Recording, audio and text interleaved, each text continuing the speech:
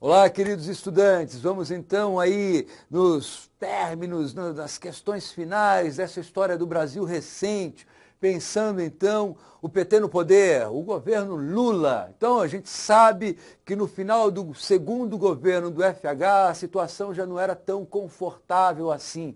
Os gastos eram elevados, já existia até denúncia de compra de voto, hein? Lá no Congresso. Veja, qual é o problema? Um velho problema, nós temos um executivo que precisa do legislativo para desenvolver política. E não tem jeito, se você não tem apoio, se você não tem maioria, como é que você constrói uma maioria? Distribui cargo. Mas também você pode conseguir uma maioria perguntando para o camarada qual é o número da sua conta corrente. Ó, e se a gente fizer uns depósitos na sua conta corrente? Você vota no que a gente quer? Se a gente quer entender a história do PT no poder, a gente vai ter que entender essa lógica, que não foi criada pelo PT, mas que foi muito bem desenvolvida, azeitada essa máquina de compra de voto pela administração do PT. Então, quando a gente fala do governo Lula, é claro que foi uma grande vitória, uma vitória popular, consolidação do regime democrático, porque muitos falavam, não, ele é o infeliz, o socialista. Veja, até aí tinha gente que tinha receio do Lula. Mas o Lula sabia que para ele conseguir chegar à presidência, ele tinha que mudar. Mudar um pouco o discurso, mudar a forma de se apresentar e se transformar no Lula Light. Então houve todo um trabalho de marketing, então a gente tem que entender isso, propaganda política. Houve a necessidade de que o Lula fizesse acordos com setores tradicionais da política brasileira, como o José Sir, o nobre da política brasileira, Sir Ney, tá certo? Então, essa composição de forças, esse rearranjo, essa aparição dele, não como aquele cara que era o socialista revoltado, mas aquele sujeito que queria desenvolver a economia do país, melhorar a situação do brasileiro, tá certo? Sem aquele ranço do socialismo, do mundo socialista, do bloco soviético, né? Então tudo isso foi desenvolvido na campanha para a sucessão. 2003 a 2010, a gente fala então desse momento do governo Lula, que foi marcado pelo quê? Assim que ele assumiu, ele fez um discurso emocionado, em que ele falava que havia passado fome na vida dele. E que a fome era uma coisa atroz, cruel, e que o mínimo que poderia ser feito era erradicar a fome no país.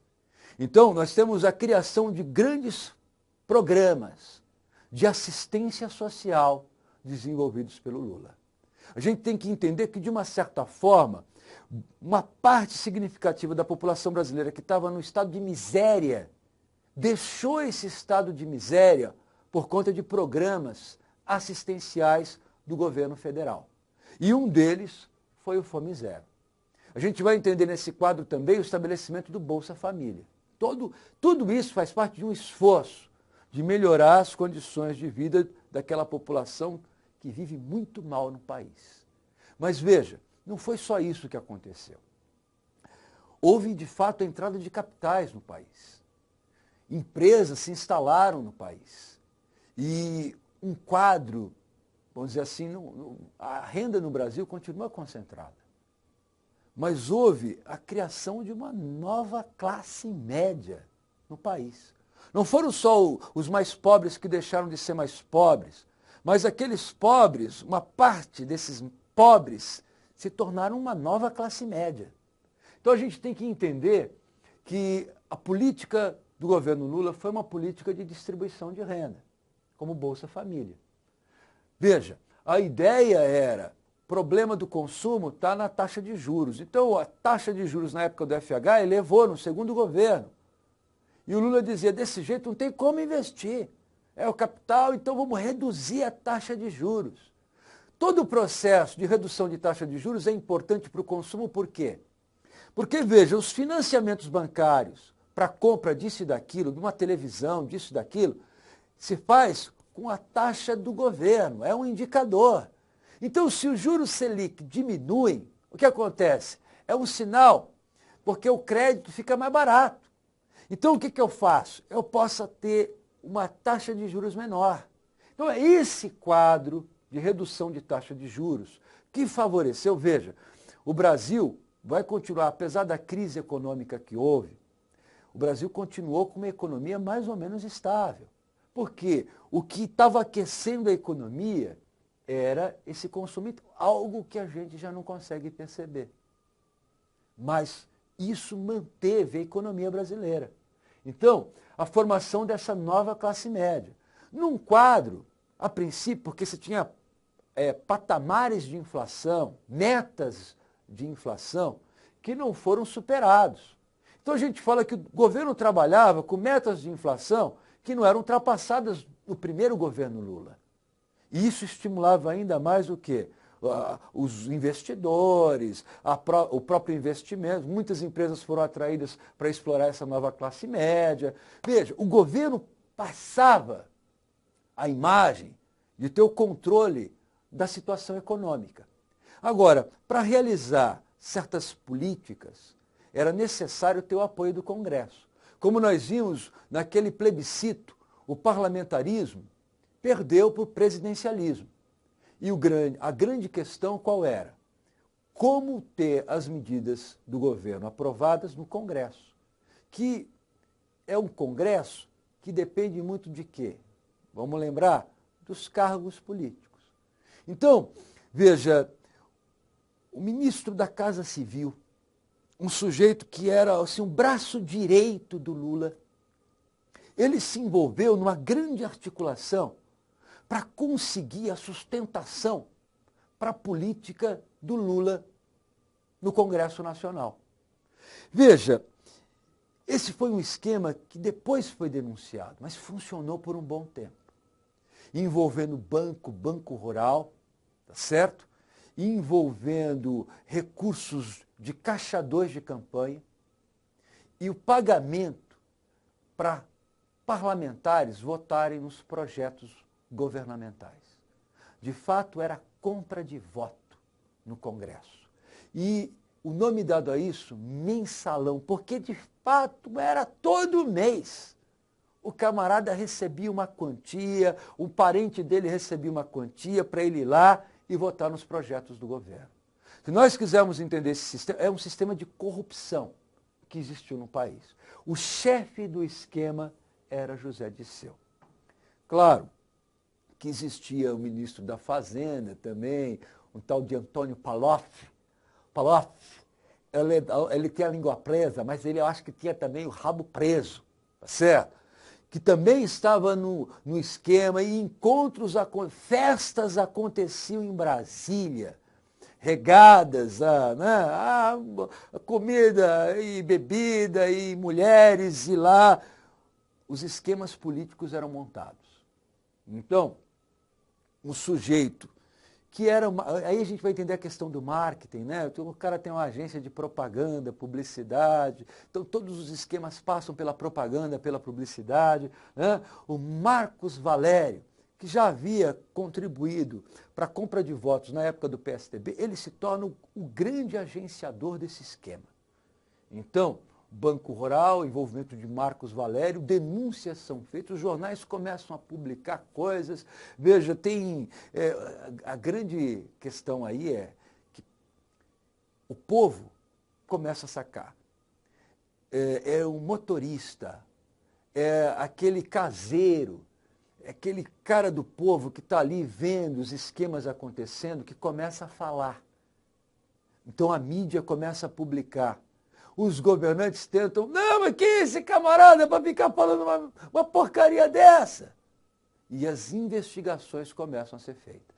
Então, no governo Lula, nós tivemos um quadro de estabilidade, desenvolvimento, tudo isso aconteceu. Mas um grande esquema de corrupção foi montado de compra de votos no Congresso Nacional. Veja, com a popularidade dele, a questão era, eu não estou envolvido nisso. Nunca ninguém chegou a falar Olha, é o Lula que está envolvido nisso.